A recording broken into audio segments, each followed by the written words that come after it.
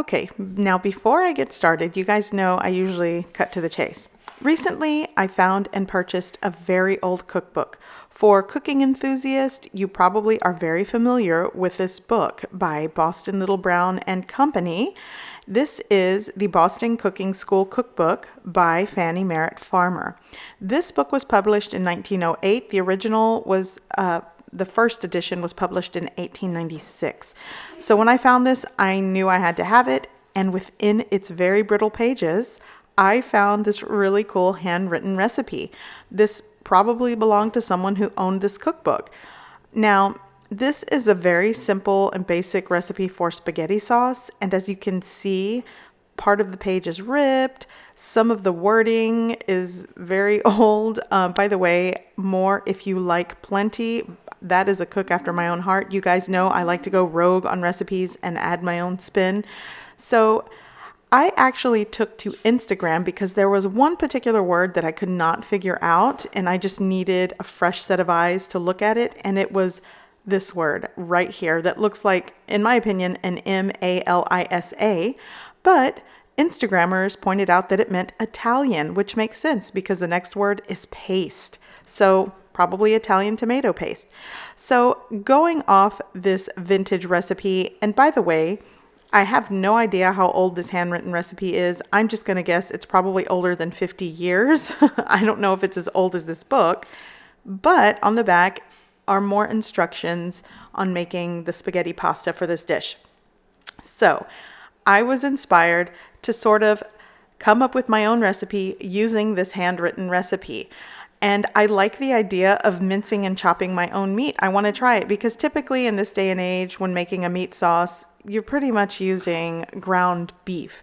So I knew I had to recreate this. I love vintage antique things, so I'm definitely going to be diving into my old cookbook here that I purchased. But to get started with this recipe, I am starting with 1 pound of top round steak.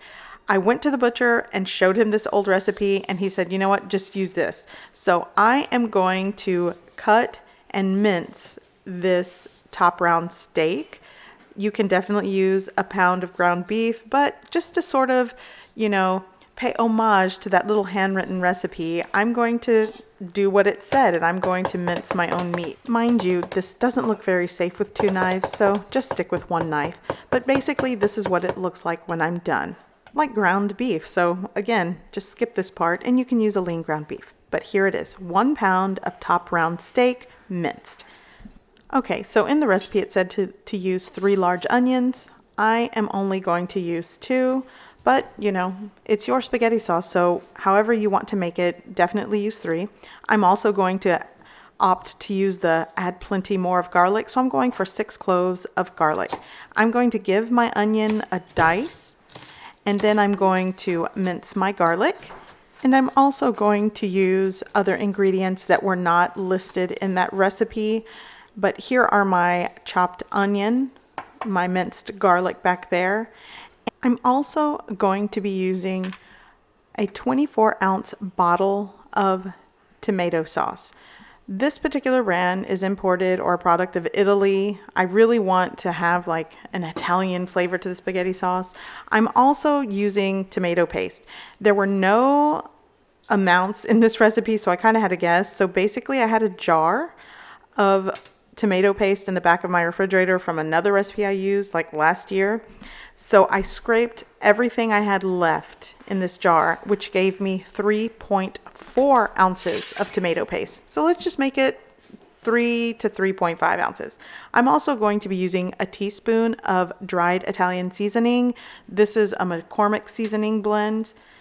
And I will be adding salt and pepper to taste. I probably used around 1.5 teaspoons to 2 teaspoons in total in this whole sauce, and probably like a 1/2 teaspoon of freshly cracked black pepper. Now, here I am preheating my pot, and I am going to add a hefty amount of olive oil because this is lean steak that I chopped. Be sure if you're using like a higher fat beef or ground beef, you might not need all that olive oil, but I am going to brown and sear my meat.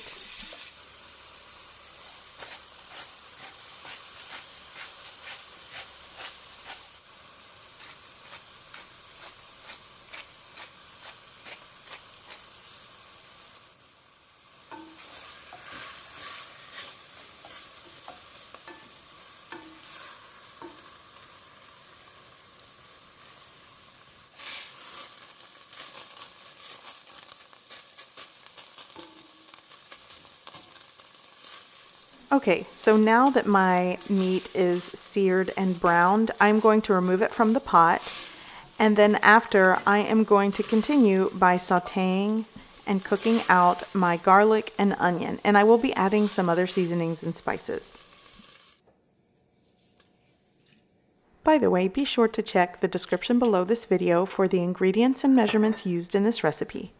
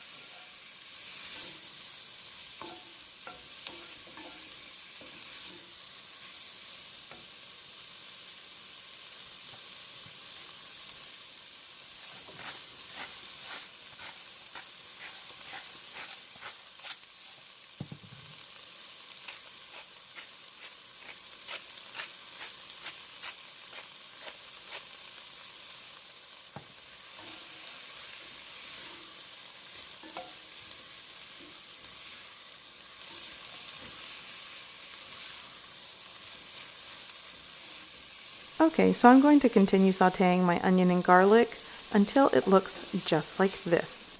And once it's basically translucent and softened, I am going to add my dried Italian seasoning blend, and this is basically just a dried herb blend. And I also decided to add a 1/4 teaspoon of red crushed pepper flakes.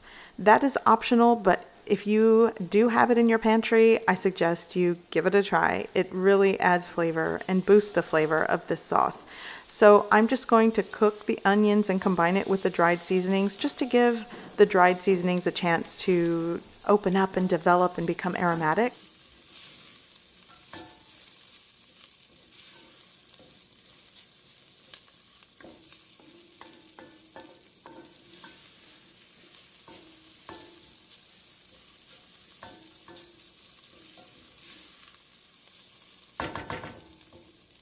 So now that my onions are sauteed, I am now going to add my tomato paste. And again, this is technically 3.4 ounces of tomato paste, but 3 ounces or just a small can of tomato paste will work in this. And the tomato paste that I'm using has no salt added, so if you do use a can of tomato paste that has salt in it, just be mindful of that and adjust your seasonings and, salt in this recipe. So I'm just going to give this a good mix. And as you can already tell, there is a delicious fond encrusted at the bottom of this pot. And as I'm mixing this tomato paste, the natural sugars are going to caramelize. But my pan, I'm working with a medium heat at this point. So right now, I realized at this point I did not have my beef broth mixed. So all I could do in a hurry, because as you see, this tomato paste is going to start burning here in a second. So while I'm running around in a frantic mess trying to figure out what I'm going to deglaze this pan with, I suggest you add a 1/2 cup of beef broth or stock. Or you could also add a 1/2 cup of red wine. That would go absolutely perfect with this. But I was in a hurry. I didn't mix my beef broth, so I added my 1/2 cup of water, and later I added a 1/2 teaspoon of Better Than Bouillon beef base. So again, 1/2 cup of beef broth or stock right into the pot to deglaze the pan. So right now, I'm just going to continue scraping up the fond and mixing everything together. Now I'm going to add the meat right back into the pot. And again, I'm going to combine and mix well.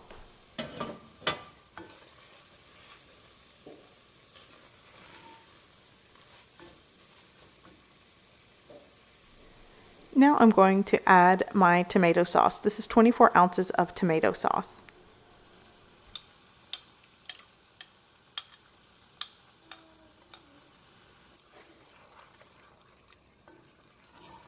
Okay, so at this point, I'm just going to combine and mix the tomato sauce very well, and I'm going to bring this up to a simmer. Once it comes up to a simmer, I am going to cover it with a lid, and then I am going to lower the heat. I want this on a low simmer for 2 hours, and I will be stirring this every 15 minutes for 2 hours. I know that sounds tedious, but if you don't stir this continually throughout the cook time, that tomato sauce will burn at the bottom, and I have this on a low heat. So simmer on a low heat for 2 hours, stirring every 15 minutes. And after you've done that, all your hard work is going to pay off, because look at this delicious, thick, beautiful spaghetti sauce or meat sauce. And what's that old saying that if you can stick a wooden spoon and it sticks straight up out of your sauce, that it's just a perfect consistency? I don't know, I'm probably making that up. But anyways, my wooden spoon sticks straight up. So my sauce is done, and I am so ready to serve spaghetti for my family. Okay, so here I just have a pot of boiling water. I'm going to add 2 handfuls of salt.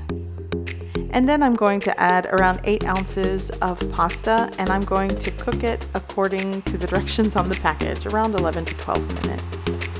And then once that's done, I'm going to mix it in, take it out and mix it in with some of that sauce.